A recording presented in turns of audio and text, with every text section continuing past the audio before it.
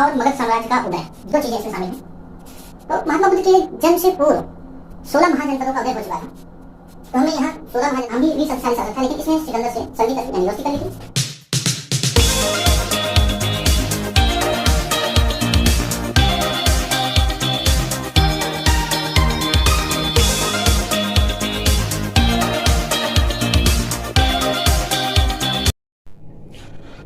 Hello guys, welcome to my channel Safalta classes.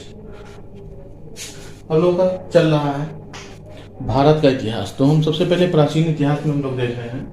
तो प्राचीन इतिहास में आज हमारा अगला टॉपिक जो है आपका 5वां टॉपिक जिसे कहेंगे महाजनपद। 5वां टॉपिक है आपका महाजनपद और मगध साम्राज्य का उदय, दो चीजें इसमें शामिल हैं। तो महात्मा बुद्ध के जन्म से पूर्व 16 महाजनपदों का उदय हो चुका था। तो हमें यहाँ 16 महाजनपदों के नाम और उनकी राजधानियों को देखना है, क्योंकि कई बार परीक्षाओं में इनको पूछा गया मिलान करने के लिए किस महाजनपद की राजधानी कौन सी थी, और कुछ और महत्वपूर्ण बातें जो होंगी इसको हम देखेंगे। तो वीडियो बिल्कुल स्किप मत करिएगा, क्योंकि बहुत सी चीजें होती हैं जो हम लिखे नहीं होती है, उसको हम लोग बताते रहते हैं, तो ध्यान दीजिएगा। जैसे महाजनपद में पहला हम देख लेते हैं काशी। तो काशी की राजधानी थी वाराणसी। दूसरा कौशल की राजधानी श्रावस्ती और अयोध्या थी। अंग की राजधानी चंपा। मगध सबसे शक्तिशाली राज्य था मगध। ध्यान देने वाली चीज है, सबसे शक्तिशाली राज्य था उस समय मगध, जिसकी राजधानी गिरिव्रज या राजगिरा थी। वज्र की राजधानी थी मिथिला। मल्लों की राजधानी थी कुशीनगर पावर। चेदी की वंश की राजधानी थी सुक्तिमती या शक्तिमती, मिलती है, दोनों मिलता है। वत्स की राजधानी कौशाम्बी थी। कुरु की राजधानी इंद्रप्रस्थ थी। पांचाल की राजधानी अहिच्छत्र और कामपिल्य। उत्तरी पांचाल की राजधानी अहिच्छत्र थी, जबकि दक्षिणी पांचाल की राजधानी कामपिल्य थी। तो ये दो राजधानी थी इसकी, पांचाल की और अवंती। दो ऐसे थे जिनकी दो दो राजधानियां थी। तो देख लेते हैं, इनकी दो राजधानियां थी और इसकी भी दो राजधानी थी।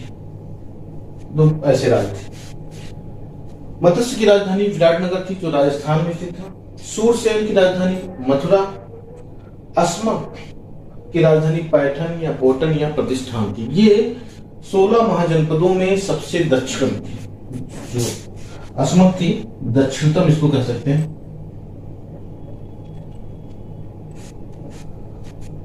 अस्मक दक्षिणतम राजधानी थी और इसकी राजधानी थी अस्मक की पैठन या पोटन या प्रतिष्ठान। ये गोदावरी नदी के पास थी। अगला था अवंती। अवंती की राजधानी, दो राजधानियां थी, उत्तरी अवंती की उज्जैनी और दक्षिण अवंती की महिष्मती राजधानी थी। गांधार की राजधानी थी तक्षशिला। गांधार को हम कह सकते हैं कि सबसे उत्तर का यानी उत्तरतम कह सकते हैं। सबसे उत्तर जो महाजनपद था वो था गांधार और उसकी राजधानी थी तक्षशिला। कंबोज की राजधानी थी लाजपुर। इन 16 महाजनपदों को याद करना है, उनकी राजधानियों को याद करना है। अब हम देखते हैं इन 16 राजधानियों महाजनपदों में से 4 महाजनपद शक्तिशाली थे और सारे महाजनपदों को विलय करके 4 महाजनपद के रूप में विकसित हुए। फिर उन चारों में से आपस में युद्ध होते रहे और सबसे शक्तिशाली था मगध साम्राज्य। मगध साम्राज्य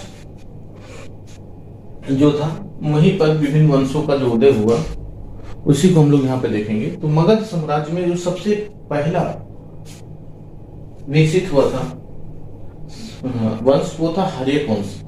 हर्यक वंश में जितने राजा हुए सब अपने पिता को मारकर राजा बने हैं, इसलिए इसे पितृहंता वंश भी कहा जाता है। पूछा गया प्रश्न है, सिविल की परीक्षा पूछा गया था कि किस वंश को पितृहंता वंश के रूप में जाना जाता है। तो हर्यक वंश को पितृहंता वंश के रूप में। इसका जो पहला शासक था बिंबिसार था, जिसके प्रमाण मिलते हैं। इसका जो कार्यकाल था 542 से 493 बीसी में था। इसकी राजधानी थी गिरिव्रज राजगृह। राजा बिंबिसार बुद्ध के समकालीन थे। बिंबिसार ने जो उस समय के शक्तिशाली राजवंश थे उनसे वैवाहिक संबंध स्थापित कर लिया था, जैसे कौशल से, वैशाली से और मध्य से वैवाहिक संबंध उन्होंने स्थापित किया था। उस समय का जो प्रसिद्ध वैद्य जीवक था, बिंबिसार के राज वैद्य में था, उनके शासनकाल में राजवैद्य था बिंबिसार का। जीवक मिलान करने का है कि जीवक किसके राज दरबार में था, तो जीवक बिंबिसार के राज दरबार में था। यानी किस वंश से संबंधित था, तो वो कहेंगे हर्यक वंश से संबंधित था। बिंबिसार की हत्या करके उसका पुत्र अजातशत्रु 493 ईस्वी में शासक बना और इसने 33 साल तक यानी 460 ईसा पूर्व तक शासन किया। इसके समय की जो महत्वपूर्ण बातें हैं, पहली बौद्ध संगीति का आयोजन उदयन के समय में किया गया। यह भी महात्मा बुद्ध के समकालीन था। अजातशत्रु ने वैशाली को जीतकर अपने राज्य मगध में मिला लिया था। सबसे महत्वपूर्ण उपलब्धि थी जो उनकी, जो लिच्छवी की राजधानी थी वैशाली, उसको अपने राज्य में मिला लिया था। अजातशत्रु की हत्या उसके पुत्र उदयन ने किया था और शासक बन गया था। उदयन के समय में जो महत्वपूर्ण घटना थी वो पाटलिपुत्र की स्थापना। पाटलिपुत्र वही है जो बिहार की राजधानी पटना, उसी को पाटलिपुत्र के नाम से उदयन ने उस नगर को बसाया था और फिर उसी को अपनी राजधानी बना लिया था अपना पाटलिपुत्र को। उदयन के बाद जो शासक हुए उनका कार्यकाल बहुत कम ही रहा है। उनके नाम है अनिरुद्ध मुंड नागदासक। चूंकि अंतिम शासक नागदासक था, जिसकी जो है उदयन का सेनापति शिशुनाग ने जिसकी हत्या करके एक नए वंश की स्थापना की थी, उसका नाम था शिशुनाग वंश। शिशुनाग ने अपने नाम पर ही इस वंश की स्थापना की, नाम रखा था शिशुनाग वंश कहा जाता है। शिशुनाग ने पाटलिपुत्र से अपनी राजधानी को वैशाली में स्थानांतरित कर दिया, यानी वैशाली को अपना राजधानी बनाया। इसके समय का जो महत्वपूर्ण है, शिशुनाग वंश में काला शोक एक शासक हुआ, जिसके समय में दूसरी बौद्ध संगीति का आयोजन किया गया था। सभा कमिटी उसमें अध्यक्ष थे। शिशुनाग वंश में महत्वपूर्ण कार्य हुआ मगध में उज्जैनी का विलय। देखिए, वैशाली का विलय हर्यक वंश ने वैशाली का विलय किया था और शिशुनाग वंश ने उज्जैनी का मगध में विलय कर लिया। इस तरह से महाजनपदों की संख्या कम होती गई। अंतिम शासक जो शिशुनाग वंश का था वो था नंदीवर्धन। अंतिम शासक, क्योंकि पहले शासक और अंतिम शासक का नाम महत्वपूर्ण होता है, जैसे इसमें बिंबिसार और नागदासक जो महत्वपूर्ण है वो दिए गए हैं। शिशुनाग वंश का शिशुनाग और अंतिम शासक नंदीवर्धन। तो नंदीवर्धन की हत्या महापद्मनंद ने किया और नंद वंश की स्थापना की थी। महापद्मनंद का वर्णन जो है उग्रसेन नाम से किया गया है। महाबोधि वंश जो ये बौद्ध वंश बौद्ध ग्रंथ है महाबोधि वंश, उसमें महापद्मनंद को उग्रसेन कहा गया है। नंद वंश का जो अंतिम शासक था घननंद था। घननंद ने के समय में ही चाणक्य, जिसे कौटिल्य और विष्णुगुप्त भी कहा जाता है, इनकी बेइज्जती की गई थी और उन्होंने प्रण किया था कि हम नंद वंश का समूल नाश कर देंगे। और घननंद के समय की एक महत्वपूर्ण घटना है, उस समय ही सिकंदर का आक्रमण हुआ था। सिकंदर के बारे में थोड़ा सा हम लोग देख लेते हैं। सिकंदर दुनिया का शासक था। बहुत कम उम्र में ही इसने विश्व विजय का अभियान चलाया था और भारत पर जो इसका आक्रमण हुआ था वो 326 बीसीई में हुआ था भारत में। उस युद्ध को कहा जाता है हाइडेस्पीस या झेलम या वितस्ता का युद्ध कहा जाए। वितस्ता को मैंने बताया था कि जो है ऋग्वेद काल में, ऋग्वेद में जो लिखा है वितस्ता वो झेलम नदी है, तो इसे झेलम का युद्ध या वितस्ता का युद्ध या हाइडेस्पीस का युद्ध भी कहा जाता है। तो ये युद्ध सिकंदर और जो पंजाब का शासक था उस समय पोरस यानी कुरु के साथ हुआ था, जिसमें पोरस यानी कुरु की पराजय हुई थी।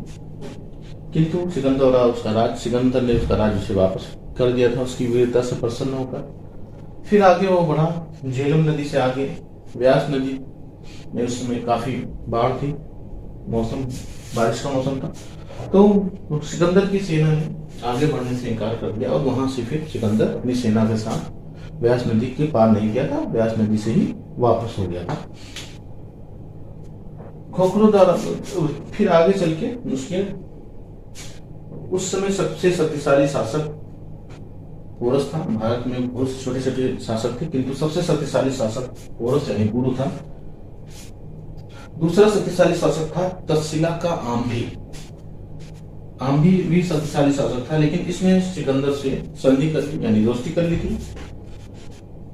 यहां से लौटने के बाद 33 वर्ष की आयु में ही सिकंदर का 323 ईसा पूर्व बेबीलोन में मृत्यु हो गई। सिकंदर का सेनापति था सेल्यूकस निकेटर। इसके बाद भारत में मौर्य साम्राज्य की स्थापना हुई थी। अगले टॉपिक मौर्य साम्राज्य को के बारे में जानने के लिए हमारे अगले वीडियो के लिए आप नोटिफिकेशन बेल पे प्रेस कीजिए और चैनल को सब्सक्राइब कीजिए अगला वीडियो की नोटिफिकेशन, जिससे आपको प्राप्त हो सके और मौर्य साम्राज्य के बारे में अच्छे से हम आपको वीडियो दे सकें। धन्यवाद।